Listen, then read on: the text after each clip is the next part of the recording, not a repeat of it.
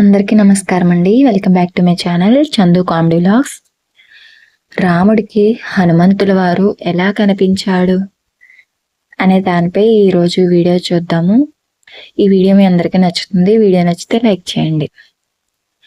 సుగ్రీవుడి భయాన్ని చూసి హనుమంతుడి కోపం, జాలి కూడా కలిగాయి. ఎందుకు నువ్వు అందరినీ చూసి భయపడతావు అని అన్నాడు. చివరకు హనుమంతుడు సుగ్రీవుడు భయాన్ని పోగొట్టడానికి తన కపి అంటే వానర రూపం, కపి రూపాన్ని విడిచిపెట్టి భిక్షు రూపాన్ని అంటే సన్యాసి రూపాన్ని పొంది శరబుద్ధితో బయలుదేరి రాముడి దగ్గరకు వెళ్ళాడు. సన్యాసి రూపంలో ఉన్న హనుమంతుడు రాముడి దగ్గరకు వెళ్ళి నమస్కారం చేశాడు. మిమ్మల్ని చూస్తుంటే చాలా ఆశ్చర్యంగా ఉంది. మీరు రాజర్షులలాగా తాపసులలాగా ఉన్నారు. విశేషమైన కాంతితో ఉన్నారు. మీరు నడిచి వస్తుంటే మిమ్మల్ని చూసి మృగాలన్నీ పారిపోతున్నాయి. మిమ్మల్ని చూసి ఇక్కడున్న సర్వభూతములు భయపడుతున్నాయి. మీ యొక్క కాంతి చేత ఇక్కడున్న నదుల్లోని జలాలు శోభిస్తున్నాయి. మీరు నడుస్తుంటే సింహాలు నడుస్తున్నాయా అన్నట్టుగా ఉంది. సింహాల యొక్క బలాన్ని అధిగమించిన స్వరూపంతో ఉన్నారు. మీ చేతులలో కోదండాలు, బాణాలు ఉన్నాయి. మిమ్మల్ని చూస్తుంటే ఎటువంటి శత్రువునైనా సంహరించగలిగిన పరాక్రమం చేత విరాజిల్లుతున్న వారిలా కనపడుతున్నారు. టీవీగా నడిచే రాజుల్లా నడుస్తున్నారు. నడుస్తున్న పర్వతాల్లా ఉన్నారు. పద్మముల వంటి కన్నులతో ఉన్నారు. జటామండలాలు కట్టుకుని ఉన్నారు. ఈ రూపములు ఒకదానితో ఒకటి సరిపోవడం లేదు. మీరు సూర్యచంద్రుల్లా ఉన్నారు. విశాలమైన వక్షస్థలంతో మనుష్య రూపంలో ఉన్న దేవతల్లా ఉన్నారు. పెద్ద భుజాలతో ఉన్నారు.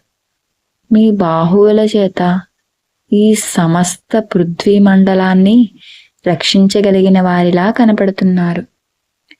అటువంటి మీరు ఇలా ఎందుకు నడిచి వస్తున్నారు? దీనికి గల కారణం ఏమిటి? మీ మొలలకి చాలా పెద్ద కత్తులు కట్టి ఉన్నాయి. ఆ కత్తుల్ని చూస్తే భయమేస్తోంది అని ఎంతో వివరంగా క్లుప్తంగా చెప్పాడట హనుమంతుడు. ఆ తరువాత నేను సుగ్రీవుడి యొక్క సచివుడిని. సచివుడు అంటే మంత్రి. నన్ను హనుమ అంటారు. సుగ్రీవుడు మాకందరికీ రాజుగా ఉండేవాడు. అయితే ఆయన అన్నగారు అయిన వాలి రాజ్యాన్ని లాక్కుని సుగ్రీవుడిని తరిమేశారు. సుగ్రీవుడికి వాలి నుండి ఏ వైపు చూసినా ప్రమాదమే. వాలికి భయపడి సుగ్రీవుడు ఋష్యమూక పర్వతం శిఖరాల మీద 4 మంత్రులతో కలిసి ఉంటున్నాడు. ఆయన ధర్మాత్ముడు. మీతో స్నేహం చేయాలని అనుకుంటున్నాడు. అందుకని మీరు మా ప్రభువుతో ఎందుకు స్నేహం చేయకూడదు అని అడిగాడు హనుమంతుడు. హనుమంతుడు ఎంత మాట్లాడినా రామలక్ష్మణులు ఏమీ స్పందించలేదు. అందుకని హనుమంతుడే మళ్ళీ రామలక్ష్మణులతో, నేను ఎన్నో విషయాలు మాట్లాడుతున్నాను. మీరు నాతో ఒక్కదానికి సమాధానం మాట్లాడడం లేదు. మీరు మాట్లాడితే వినాలని ఉంది. మీరు మాట్లాడండి అని చెప్పి హనుమ నిలబడిపోయాడు. అంతేకాదు, అప్పటిదాకా సన్యాసి రూపంలో ఉన్న హనుమంతుడికి రాముడు ఒక్కసారిగా విష్ణుమూర్తిలా కనిపించాడు. సాక్షాత్తు విష్ణుమూర్తే ఇక్కడికి వచ్చి అపకారం చేసేవాడు కాదు.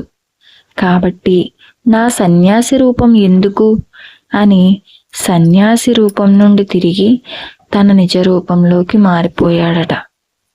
ఇంతేనండి రాముడికి హనుమంతుడికి మధ్య జరిగిన సంభాషణ. ఈ వీడియో మీ అందరికీ నచ్చితే లైక్ చేయండి.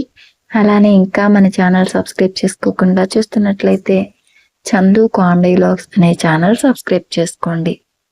Thanks for watching.